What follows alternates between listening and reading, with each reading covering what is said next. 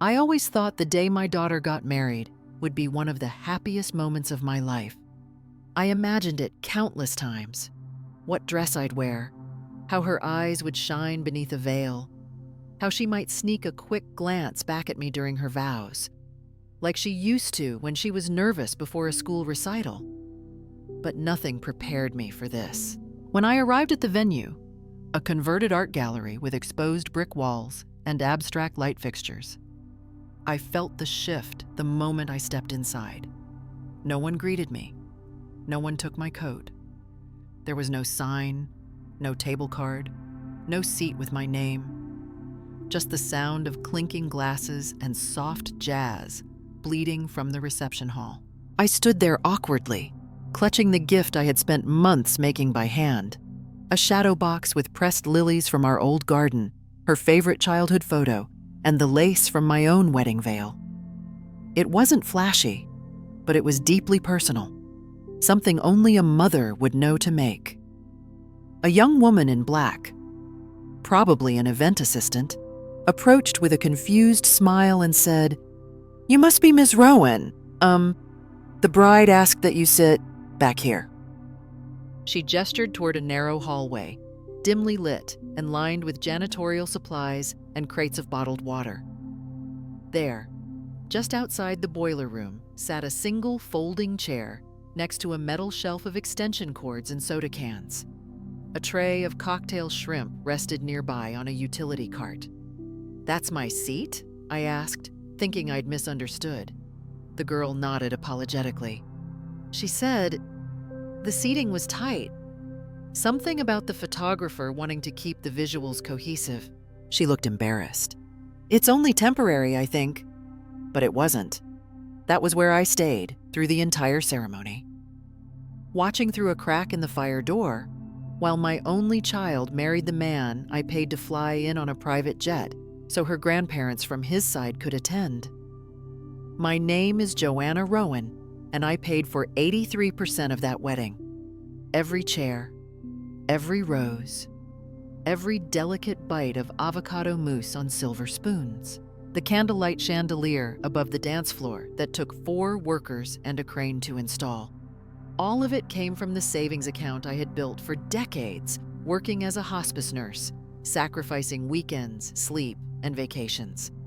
But as the band played their first notes and the guests raised glasses in elegant toasts, I was not among them. I was by the boiler room, sitting on a chair with a scratchy gray cushion and no back support. I didn't cry. Not then. I smiled, quietly, politely, as I had learned to do over the years, especially around my daughter's fiancé, Gareth, a slick, polished man with teeth too white and compliments too sweet to ever feel real. The kind who praised you with one hand while rearranging the guest list with the other. As I watched my daughter Celeste glide down the aisle in her embroidered gown, something inside me twisted, not from jealousy or sadness, but a deep, rattling realization. I had been uninvited without the decency of being told. I looked down at the dress I had chosen carefully. A pale lilac silk, custom fitted, with a brooch that once belonged to my grandmother. My hair had been styled that morning at 6 a.m., pinned into soft curls. I wore perfume for the first time in months. I had wanted to feel like I belonged, like I mattered. The chef passed by me once and did a double take. "Ma'am, you, shouldn't be back here." "I was placed here," I replied. He blinked, nodded in awkward silence, then turned away. They hadn't just forgotten me. They had chosen to forget me. The final confirmation came when I flipped open the wedding program. My name wasn't there. Not as mother of the bride, not in the acknowledgments, not even on the vendor list, despite personally hiring and paying for the florist, the band, and the calligrapher who had handwritten each guest's place card. Except mine, of course. Her father, Peter Rowan, got a whole paragraph. A man who hadn't paid a dime, who hadn't seen her more than twice in the last decade, who still owed me thousands in back child support. But he had walked her down the aisle. She had chosen him for that role. I was just Joanna, no title, no story, no spotlight. After the cake cutting, after the choreographed dance with her bridesmaids, after the endless stream of champagne flutes and laughter I wasn't invited to share, I walked out of the hallway and into the open night. I stood under a willow tree outside the gallery, my shoes sinking into the soft ground, watching the guests inside spin and laugh under golden light. My hands were steady, my pulse calm. Then I reached for my phone and made 3 short calls. First, the florist. "Cancel tomorrow's flower arch for the farewell brunch," I said evenly. "We won't be needing it." Second, the band. "Please consider your final set tomorrow canceled. Per the contract clause, the second installment will not be processed." Third, the venue's open bar service. "I'd like to adjust the hours. End time will be 10 p.m. instead of midnight. Thank you." Each voice on the other end responded with a variation "Of course, Ms. Rowan." That was all. I didn't scream. I didn't break anything. I just reclaimed what was mine. Power doesn't always come with fireworks. Sometimes it's a whisper behind a closed door that stops the party mid-song. I didn't sleep that night. The hotel room felt too stiff, too bright in some corners and too dark in others. I sat on the edge of the bed, still in my lilac dress, hairpins biting into my scalp, the scent of kitchen grease and disappointment tangled in my curls. My feet throbbed. Those silver heels I had worn all evening cut into my skin like pennants. I stared at the glowing red digits of the digital clock. 3:02 a.m. Beside it, my phone buzzed again. 12 missed calls. 6 unread texts. One from Gareth. "Joanna, what's going on? The brunch is falling apart." One from Celeste. "Mom, please respond." This is not the time to be petty. Petty. The word burned through me like acid. That's what they thought of me? A woman they shoved behind the kitchen and erased from the day like an afterthought? And now that the fantasy was crumbling, now they remembered who made it possible. I opened my laptop, the same one I used for years to chart medical records and manage hospice medication logs.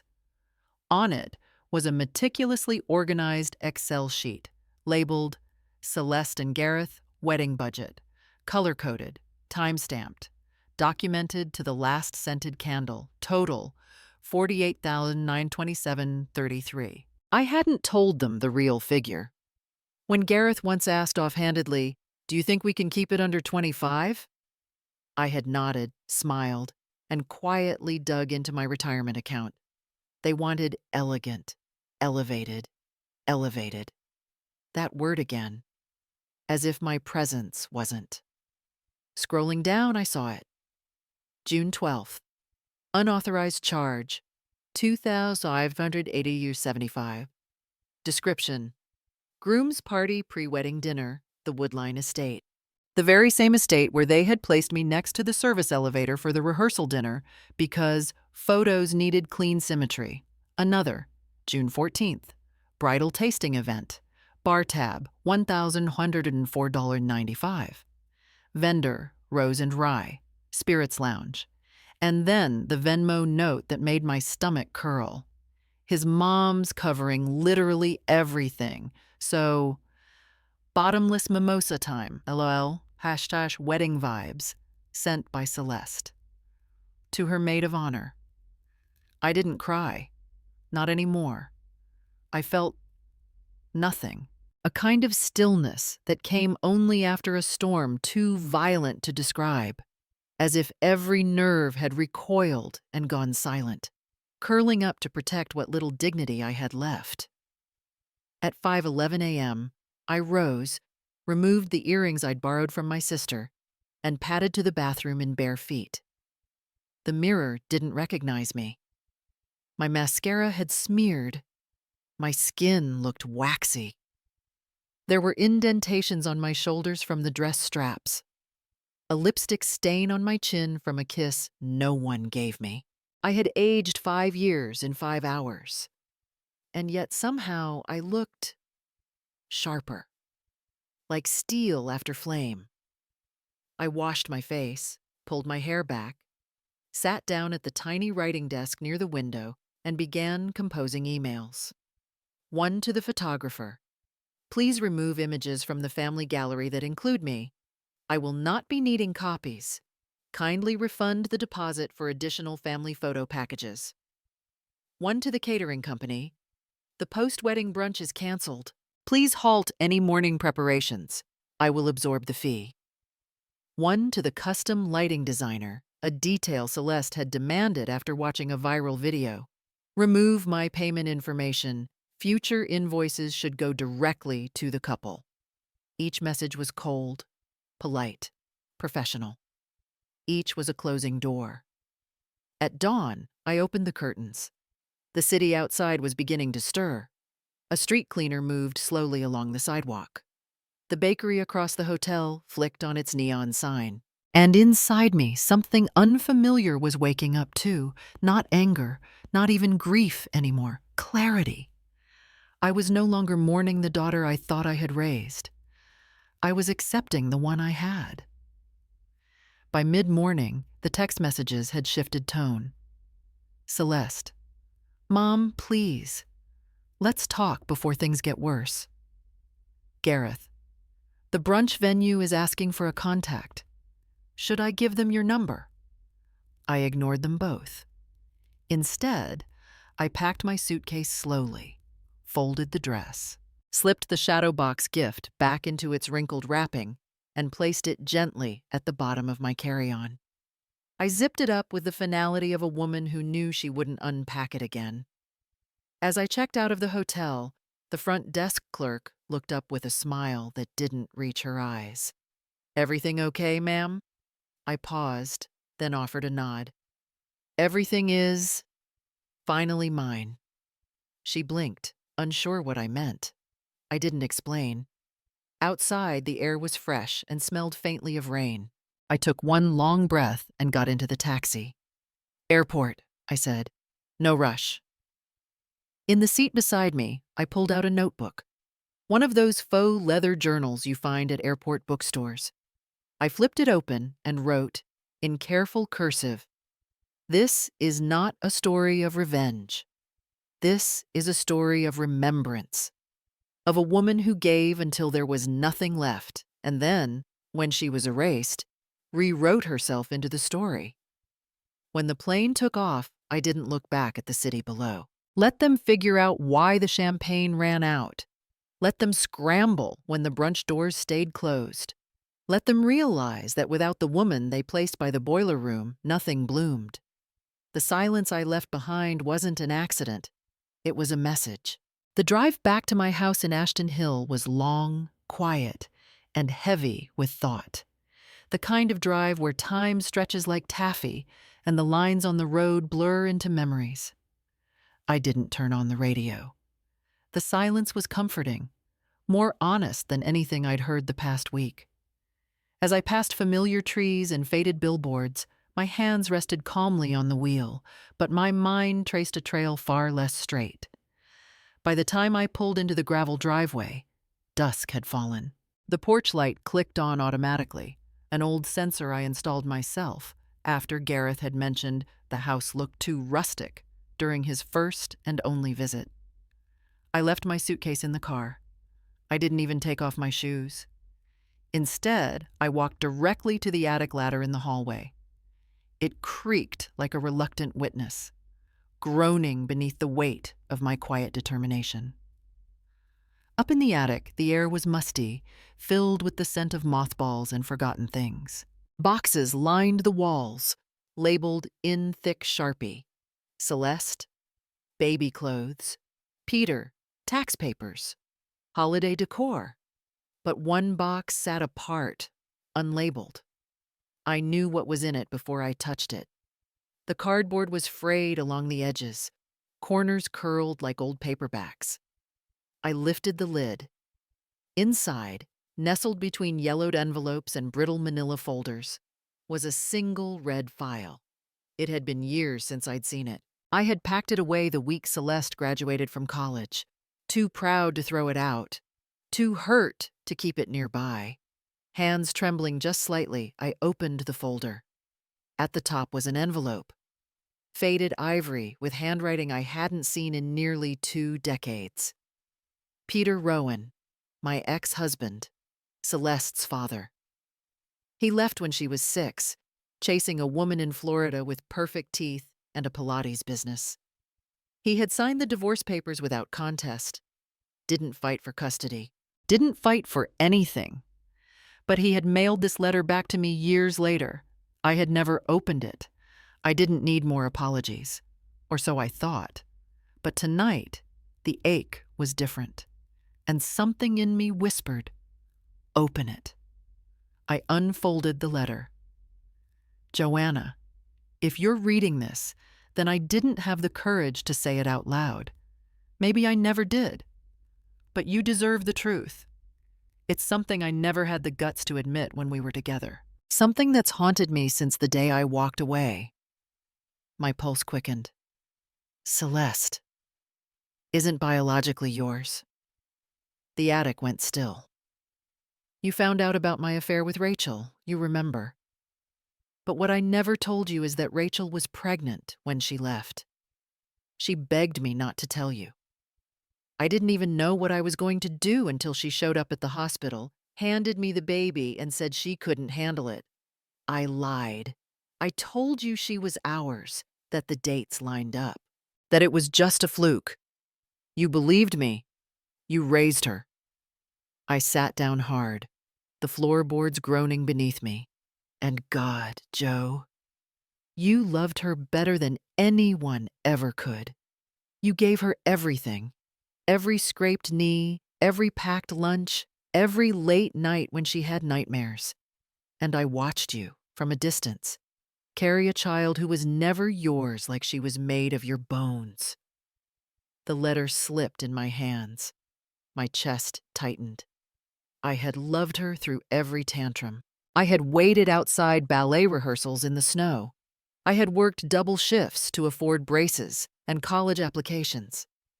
I had been her mother in every way that counted, and she had left me by the boiler room. I'm sorry I never said anything. I was afraid you'd walk away if you knew. But you stayed. You gave her a life, a love, a foundation. You didn't know her that, but you gave it anyway.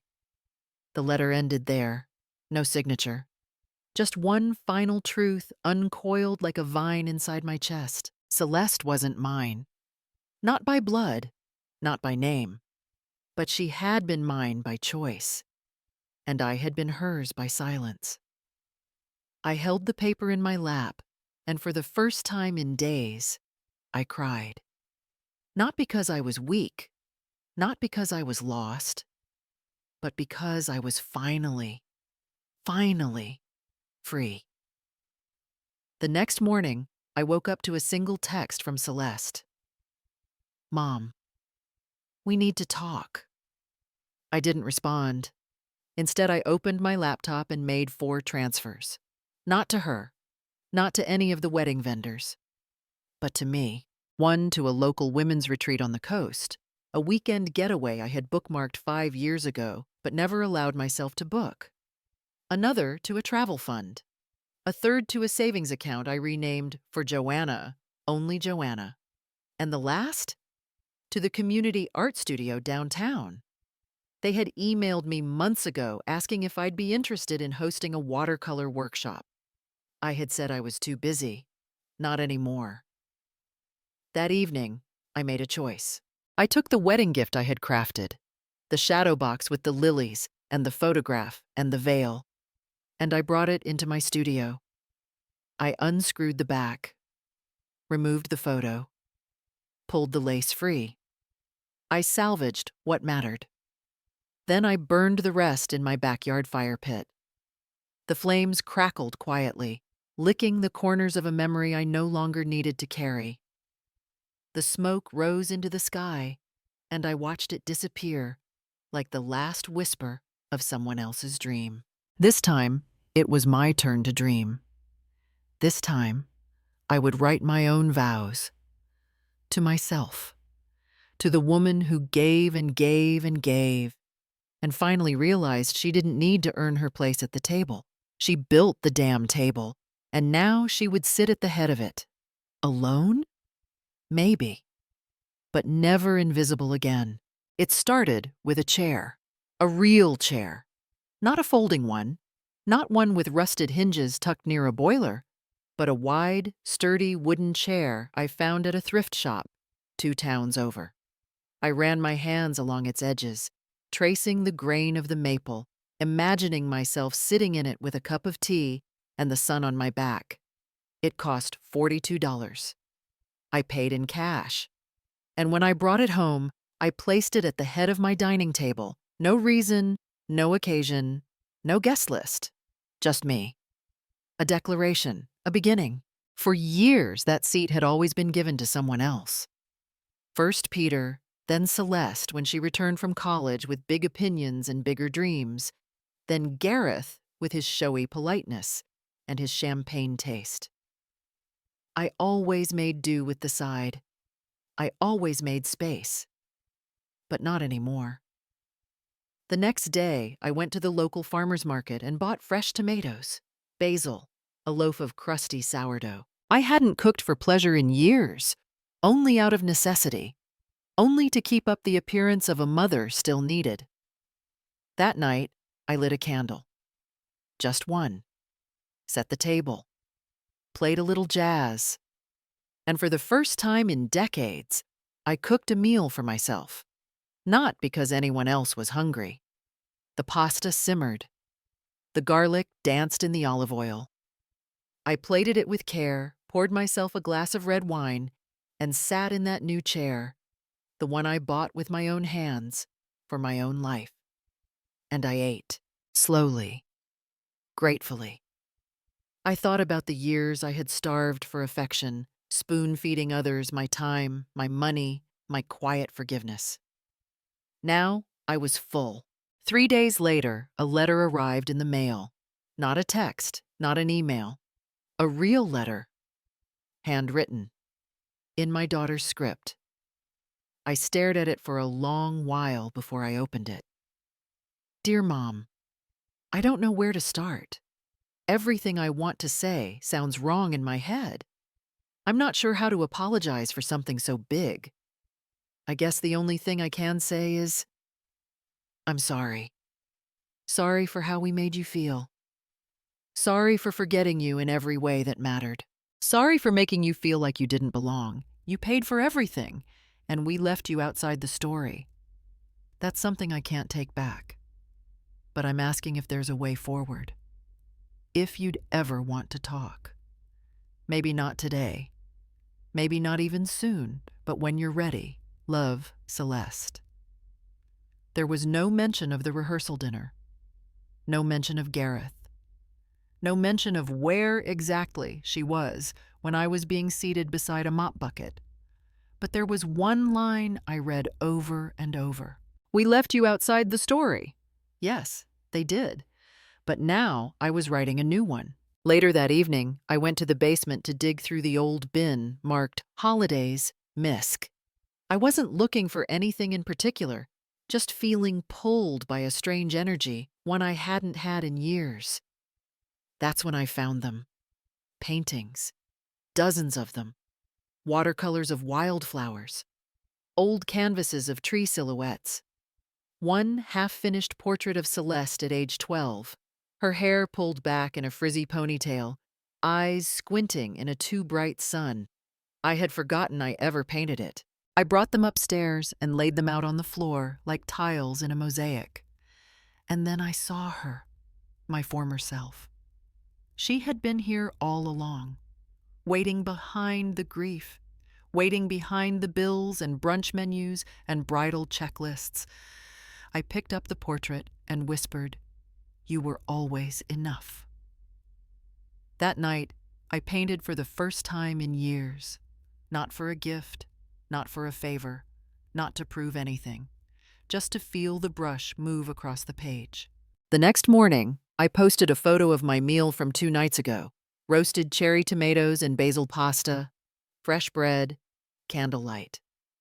Just a soft, personal image. No hashtags, no explanation. Within an hour, I got 2 messages from old friends I hadn't spoken to in years. "Joe, this looks lovely. Can I come by for lunch sometime? I miss your cooking. You look peaceful. I hope you are. Let me know if you want company this weekend. It's been too long." That's how the idea came: a dinner. A small one. Not a gala. Not a wedding. Not a brunch with place cards and custom cocktails. Just a meal with people who knew me. Not for what I gave, but for who I was. I made a guest list. Ruth, from hospice. She once stayed overnight with me during a blackout because we both refused to leave a patient alone. Maureen, from the hardware store, who gave me her discount that time I couldn't afford the new faucet. Anika, the single mother from next door who once brought over banana bread just because. And Thomas, my old friend from the community center, who always remembered my birthday, even when my daughter didn't. I cooked. I cleaned. I lit the same candle. I pulled out the good dishes. They all came. They laughed. They brought wine and mismatched stories. No one asked for a gift. No one expected a performance. When dinner was done, Ruth raised a glass and said, "To Joe, the kind of woman who reminds us what it means to come home to yourself." I didn't cry, but my heart swelled the way it used to when Celeste would say, "You make the best soup in the world, Mommy." Only this time, it wasn't nostalgia. It was real, present, whole. That night, I wrote one sentence in my journal: "I will never again apologize for taking up space in my own life." I underlined it twice. Then I turned off the light, slipped into bed, and smiled. Not because someone else saw me, but because I finally saw myself. It was a quiet Tuesday when the doorbell rang. The birds were chirping. The tea kettle had just begun to hum. I was barefoot, wearing my softest robe, flipping through a cookbook for no particular reason. Peace had settled into the corners of my house like sunlight, and I wasn't in a hurry to move it. Then came the chime. Not frantic, not angry, just steady. I stood frozen in the kitchen, hand resting lightly on the counter. I knew who it was. Somewhere deep in my bones, I felt the shift in air. The knock followed next. 3 times, firm, but not impolite.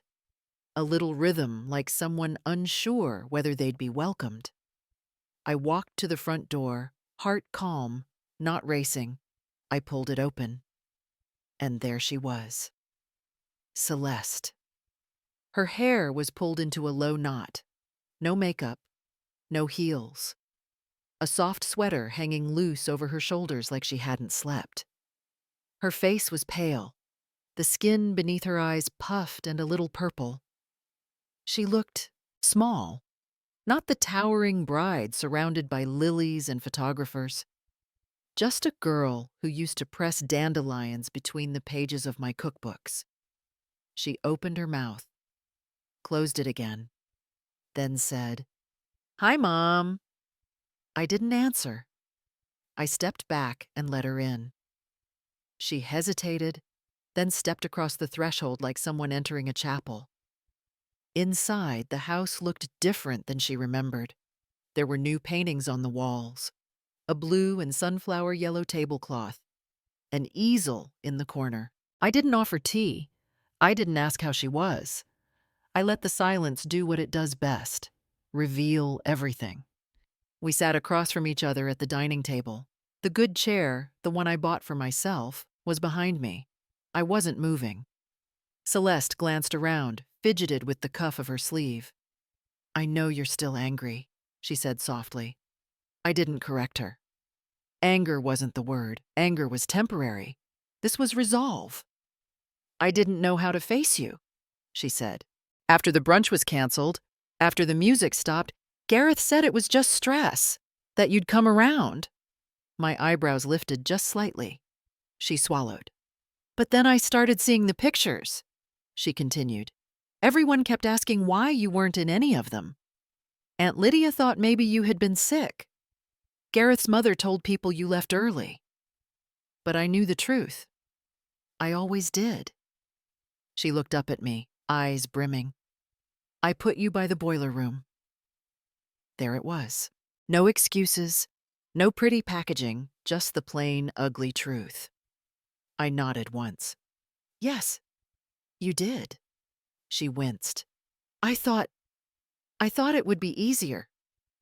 Gareth kept saying the photographer had a vision, that aesthetics mattered. He said your dress didn't match the palette. I knew it was wrong, I did, but I let it happen. I didn't fight. I didn't protect you. I let the silence stretch between us. It wasn't just the seat, I said finally. My voice didn't shake. It was the missing place card, the erased name, the silence in the program, the way you looked right past me like I wasn't there. I know, her voice cracked. I was a coward. I watched her for a moment. She was trembling. Her eyes begged for mercy, but not once did she ask for it. She sat in the discomfort, the way I had sat in that hallway, alone, humiliated, unacknowledged. I found the letter, I said. Her eyes darted up. Your father's letter, about your birth, about Rachel, about the lie. She didn't speak. I raised you, Celeste, I continued. I stayed when he didn't. I stitched your Halloween costumes by hand. I worked night shifts to pay for your school trips. I missed weddings, birthdays, sleep, so you could have everything I never did. Not out of guilt, out of love. A tear slipped down her cheek. And yet, when it came time for you to take my hand, to say, this is the woman who made me, you looked away. I'm sorry, she whispered. I nodded again. I believe you, I said. But I also know that sorry doesn't always fix what's broken. She wiped her face with the sleeve of her sweater. You weren't just my mother, she said, voice shaking. You were my whole foundation. And I treated you like an accessory. You treated me like a sponsor, I corrected. Not a mother. A wallet. A necessary piece of logistics. She bowed her head. For a long moment, neither of us spoke. Then I stood and walked to the hallway. I opened the cabinet, pulled out a cardboard box, and returned to the table. I placed it in front of her. Inside were the receipts. Every invoice. Every deposit. Every charge from the wedding she said was hers. She stared down at it, silent. I kept records, I said. Not out of resentment, out of habit. But now, I'm giving them to you. Every dollar, every dime, every choice I made when I still believed that love and sacrifice would be enough. She didn't reach for the box. I don't want the money, she said quietly. I'm not giving you money, I replied. I'm giving you the responsibility. You built a fantasy. You erased the architect. Now you can carry the weight of what that cost. Finally, she looked up again. What happens now? She asked. I took a breath. You live your life, I said. You choose who you want to be, and I'll live mine. Her chin trembled. Does that mean we're done? I considered the question carefully. No, I said at last, but it means we're starting over. And this time, I'm not doing all the work. She nodded slowly. Tears slid down both cheeks. I miss you, she whispered. I felt something flicker in my chest. Not forgiveness, not yet, but maybe the beginning of something softer. You don't get to miss me until you see me, I said. All of me.